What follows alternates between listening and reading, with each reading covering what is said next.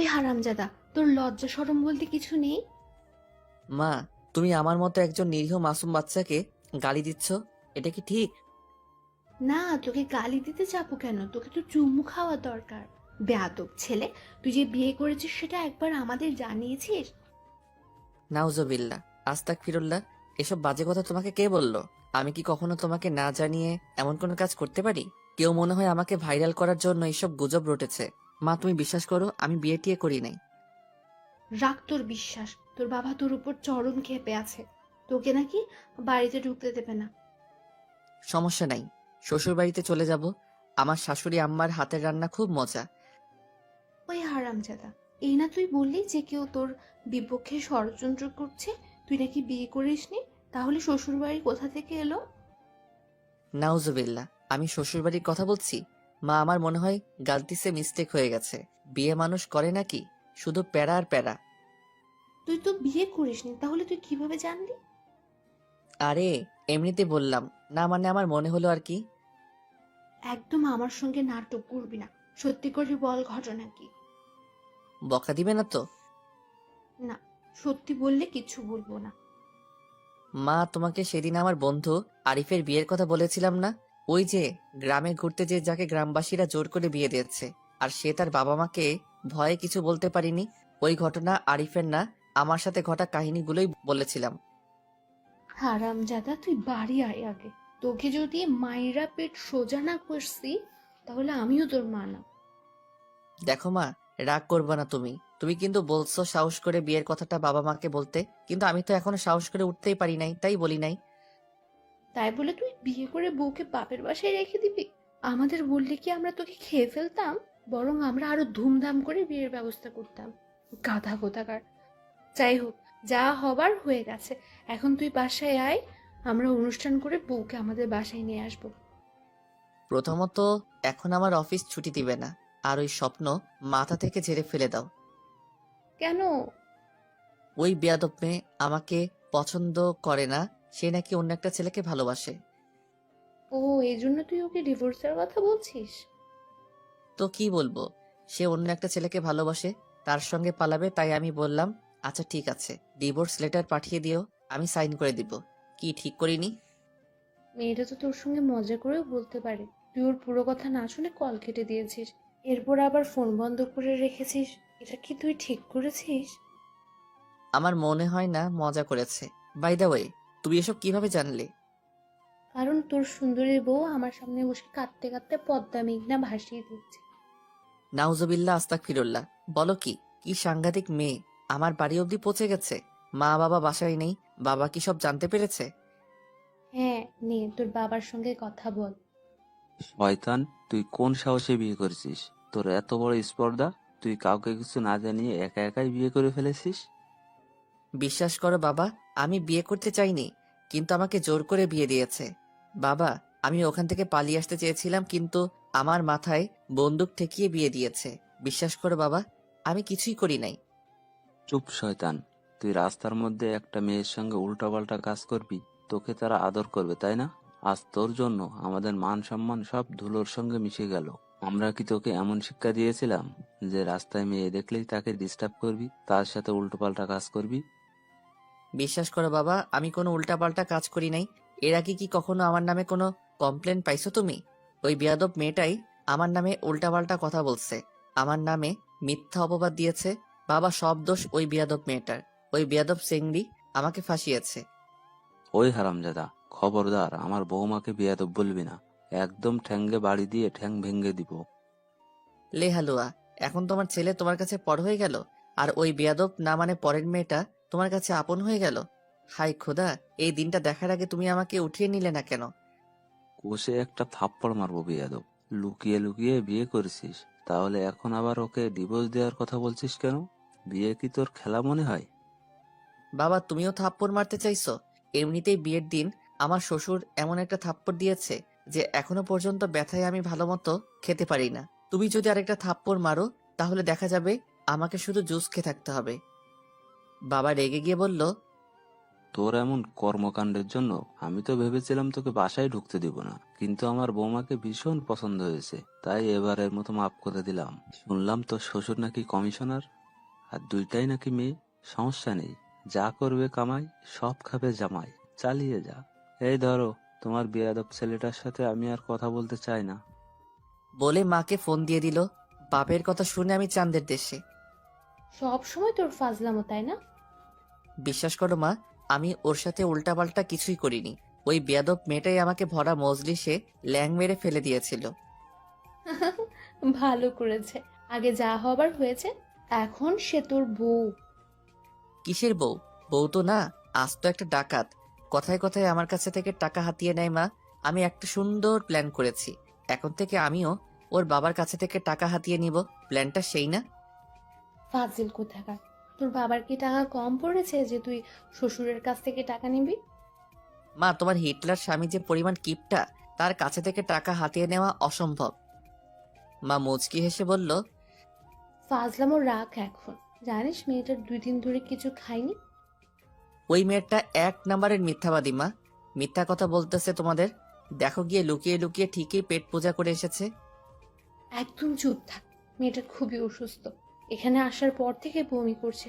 কিছুক্ষণ আগে মাথা ঘুরে পড়ে গিয়েছিল। কিন্তু আমি তো কিছু করি নাই, তাহলে কিভাবে কি হলো? অঙ্কুর, ফাজলামো বন্ধ কর।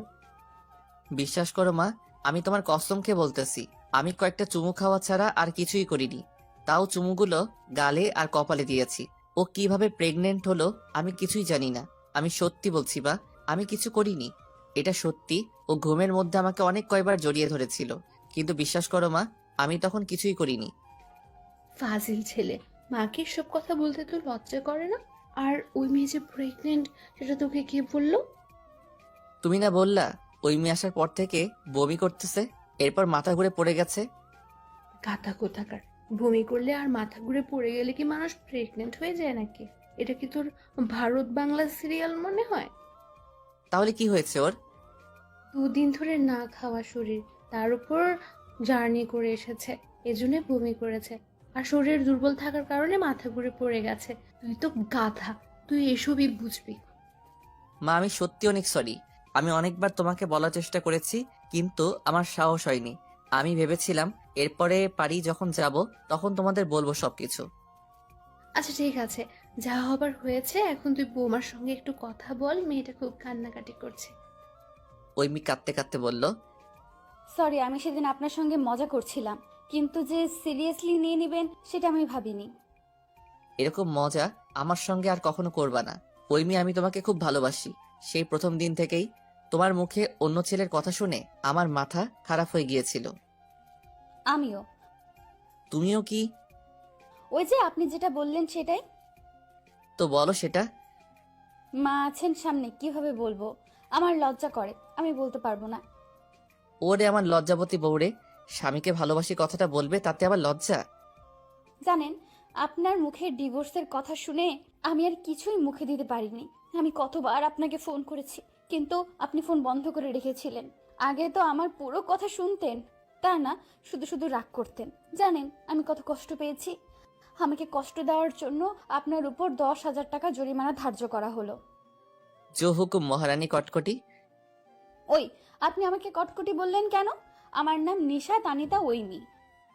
সরি গো বউ, মজা করলাম তো। মিসেস নিশাত আতিকা ওইমি, শুনলাম আপনি নাকি প্রেগনেন্ট, কিন্তু আমি তো কিছুই করিনি। তাহলে কিভাবে কি হলো? মিথ্যাবাদী। কিছু করেননি? মধ্যরাতে উঠে যে চুমু দিতেন, সেগুলো কি ভূতে দিত?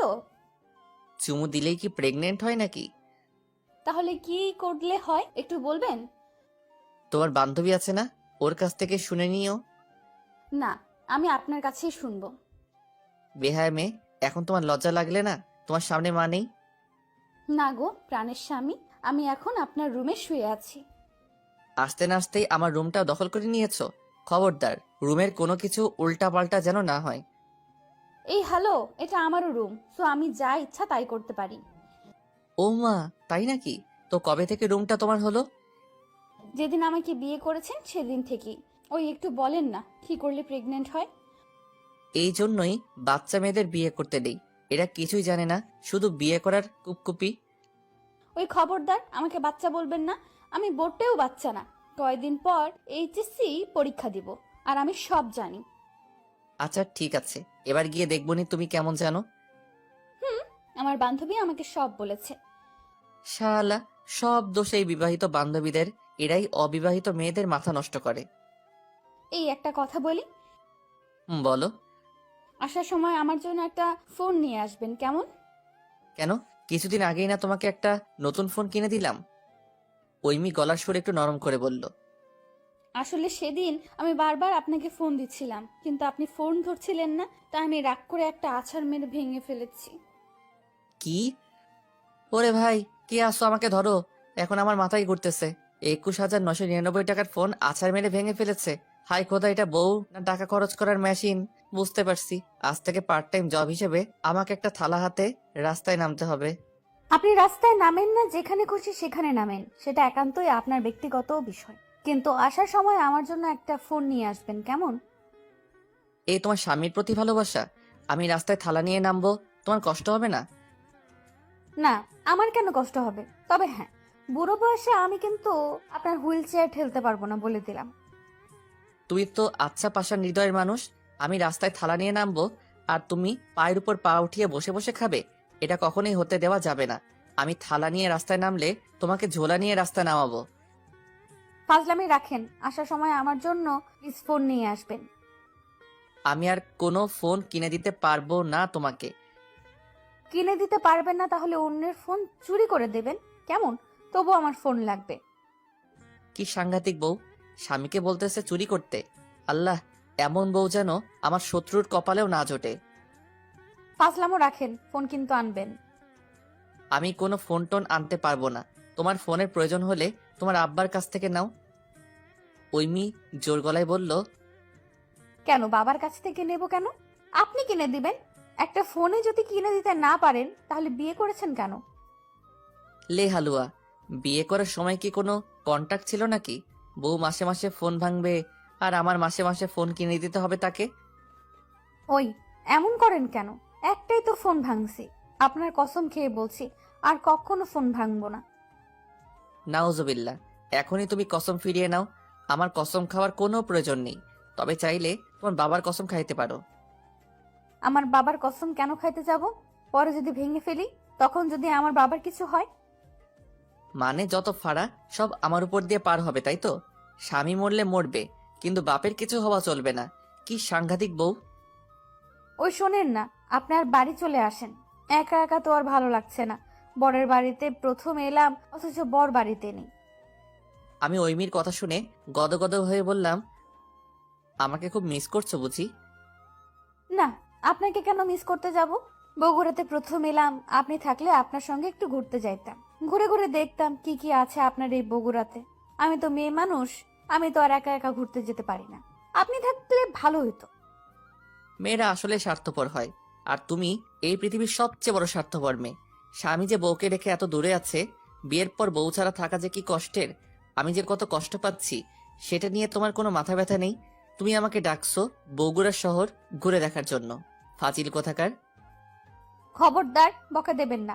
শ্বশুরমশাইকে বলে দেব, তখন আপনাকে প্যাদানি দেবেনি। আসতে না আসতেই শ্বশুরকে হাত করে ফেলেছো। সাবাস, তোমাকে দিয়েই হবে। ওই, আসেন না, অন্তত 2 দিনের জন্য আসেন। কতদিন হলো আপনাকে দেখি না। একটু দেখা দেখি হবে দুজনে, একসাথে একান্ত কিছু সময় কাটাতে পারবো, একটু ঘুরোঘুরি করতে পারবো। আপনাদের এখানে তো অনেক ভালো রেস্টুরেন্ট আছে, সেখানে গিয়ে দুজনে মজা করে খাবো, কত মজা হবে।